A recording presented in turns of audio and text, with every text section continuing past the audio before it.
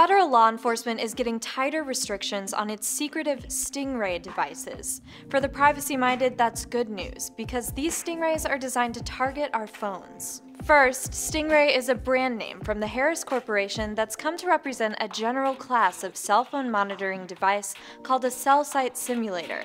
Think Kleenex or Band-Aid, but for surveillance hardware.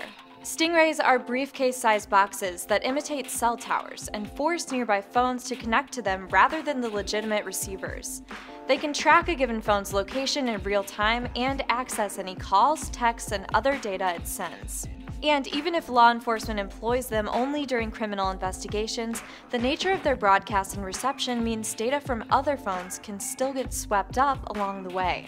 Now, the U.S. Justice Department is enacting tighter regulations on when and how it uses the devices during criminal investigations.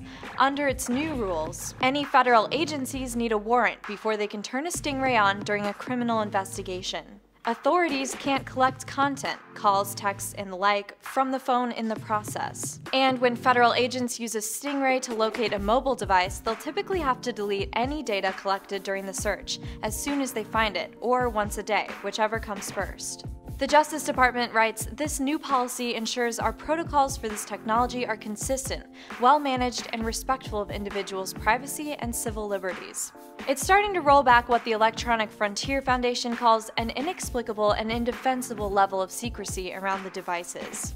The FBI has made local law enforcement groups sign non-disclosure agreements concerning their use of Stingrays, for example. And emails obtained by the ACLU show federal agencies even asked local police forces to tell judges they get data from confidential sources rather than saying it comes from Stingrays.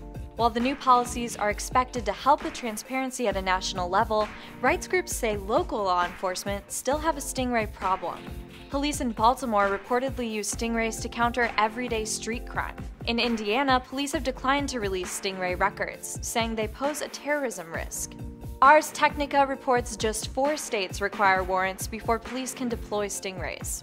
Thus, while the EFF has welcomed the new federal regulations, it says more is needed. It's calling for similar warrant rules across all 50 states. For Newsy, I'm Kate Grumke.